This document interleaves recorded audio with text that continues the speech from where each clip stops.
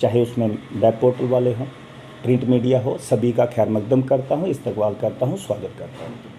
आज का जो प्रेस कॉन्फ्रेंस करने का जो मेन मौक़िफ़ है वो ये है, कारण ये है कि नगरोटा बाई पोल इलेक्शन जो असम्बली की होने जा रही है, जिसके वोट 11 नवंबर को पड़ेंगे, 14 नवंबर को उसका रिज़ल्ट आएगा। नगरोटा विधानसभा के अंदर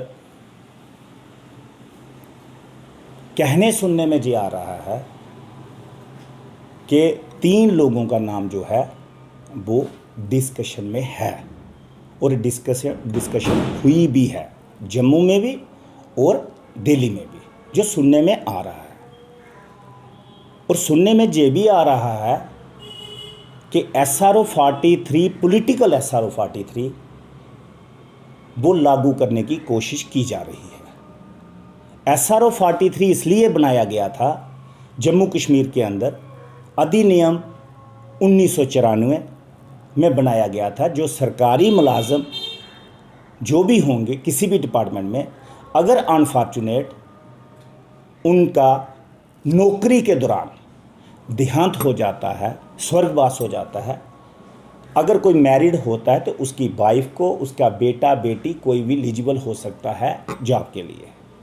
अगर कोई अनमैरिड है तो उसका बड़ा भाई, छोटा भाई, बड़ी बहन, छोटी बहन, कोई भी फैमिली में से एलिजिबल हो सकता है।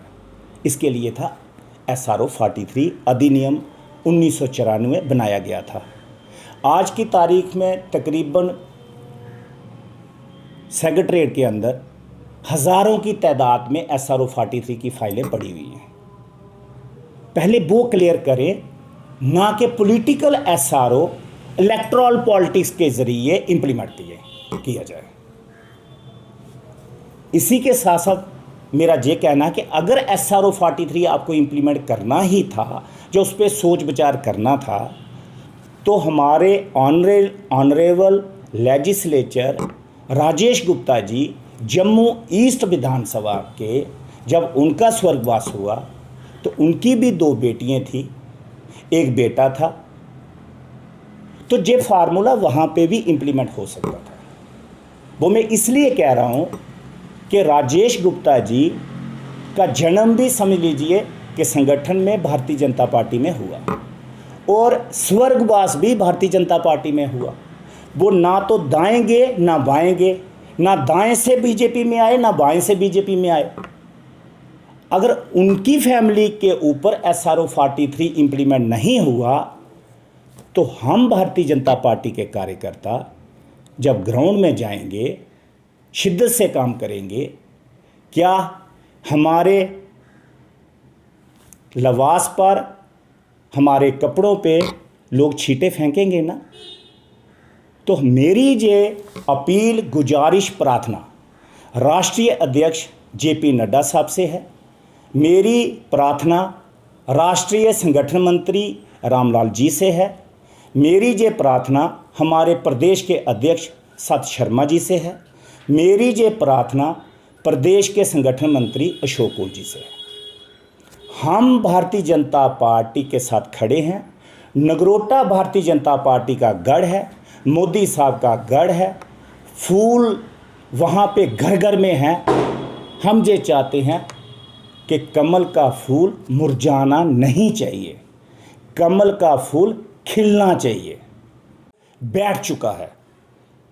कार्यकर्ताओं का ये कहना है कि आज स्वर्गीय देवेंद्र सिंह राणा साहब हमारे बीच में नहीं हैं। हमने उनके लिए घर घर जाके कमल का फूल खिलाया और 48,000 वोट कमल के फूल पे दिलवाया। 48,000 वोट ये मोदी साहब का वोट है, ये संगठन का वोट है, ये भाजपा का वोट है, ये फूल के ऊपर लगाई हुई मोहर है, ये किसी का व्यक्तिगत नहीं है। हम ये चाहते हैं कि SRO 43 इम्प्लीमेंट ना किया जाए, पॉलिटिकल तरीके से नौकरियों में किया जाए। सरकारी मुलाजमों की फाइलें जो सेक्रेटरीट के अंदर पेंडिंग पड़े हैं उनको क्लियर किया जाए, SRO 43 लगा के उस पर जोर दिया जाए, ना कि पॉलिटिकल लोगों के परिवारों के बच्चों को इलेक्टोरल पॉलिटिक्स के तहत लाकर SRO 43 इंप्लीमेंट किया जाए। और दूसरा, मैं आपके बीच में एक जो इम्पॉर्टेंट चीज़ है वो आपके बीच में रखना चाहता हूँ। आप खुद देखिएगा, ये स्वर्गीय हमारे बड़े भाई देवेंद्र सिंह राणा साहब हैं, मैं साथ में हूँ, और साथ ही साथ इसमें ऑनरेबल लेजिस्लेचर पूर्व मंत्री श्यामलाल शर्मा जी भी हैं। ये उन्होंने तब मुझे ये कहा था, देवेंद्र सिंह राणा साहब ने, उन्होंने कहा था, अनिल जी इस बार पार्टी मुझे मौका दे रही है, ये टिकट अनाउंस होने से पहले की बात है, मुझे मौका दे रही है, अनिल जी आप हमारा साथ दें, पार्टी का साथ दें। इसके बाद आपको एक और फोटोग्राफ में आपको दिखा दूँ, ये 2 फोटोग्राफ हैं, और इसके बाद चाहे 6 महीने के बाद इलेक्शन आए, चाहे साल के बाद इलेक्शन आए, चाहे 2 साल के बाद इलेक्शन आए, नगरोटा विधानसभा से अनिल जी आपको मौका दिया जाएगा। इस चीज़ के गवाह श्यामलाल शर्मा जी हैं। आप चाहें तो श्यामलाल शर्मा जी से पूछ भी सकते हैं। अब मैं बात को ज़्यादा बढ़ा के कहूँगा, कम करके कहूँगा तो शायद मैं भी पूरी बात वो कह ना सकूँ। हर इंसान में जो होता है कि आज जो मैं बात कर रहा हूँ वो अगर मैंने 10 मिनट के बाद रिपीट करनी होगी तो ऐसी नहीं होगी, नहीं हो सकती है। तो इसलिए मैं ज़्यादा उसमें नहीं जाऊँगा, लेकिन श्यामलाल शर्मा जी इस चीज़ के गवाह हैं कि खुद स्वर्गीय देवेंद्र सिंह राणा साहब ने देवेंद्र सिंह राणा साहब के घर में ही बैठकर मुझे बुलाया, और श्यामलाल शर्मा जी के साथ मेरी बात हुई। मैंने उनको कहा आप भी वहाँ आ जाएं तो बैठ के बात कर लेंगे।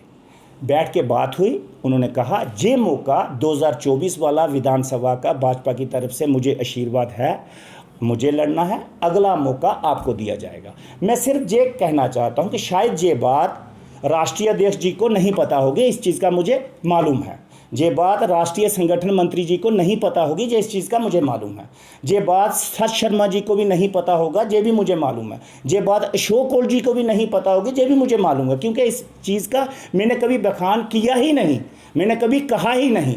लेकिन आज जितने भी नगरोटा विधानसभा के कार्यकर्ता हैं भाजपा के साथ जुड़े हुए, या जम्मू कश्मीर के अंदर जितने भी कार्यकर्ता हैं भाजपा के साथ जुड़े हुए, वो मुझे कह रहे हैं इंटरनली, अब मैं उनका नाम नहीं लूँगा, वो कह रहे हैं अनिल जी आज नगरोटा के अंदर आपका गला कट रहा है, कल को हमारे सिर पे जो बीजेपी का एमएलए बैठा है, कल को वो एमपी बन जाएगा या राजनीति छोड़ेगा तो अपने बच्चे को ले आएगा, वहाँ पे भी SRO 43 इंप्लीमेंट हो जाएगा।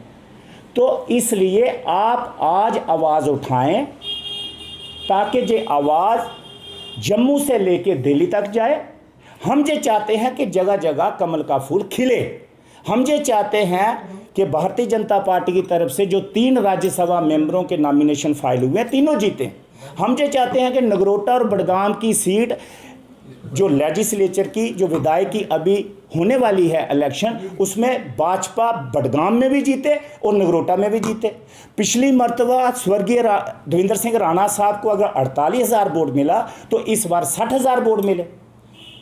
ना तो 48,000 वोट किसी का पर्सनल था, अगर आज 60,000 वोट में मिलेगा तो वो भी किसका होगा, पार्टी का। चाहे वो मुझे आगे करके मिलेगा, चाहे किसी और को आगे करके मिलेगा, वोट सारा भाजपा का है। जो संगठन का वोट है फूल पे मोहर लगेगी, और जो मोदी साहब का वोट है।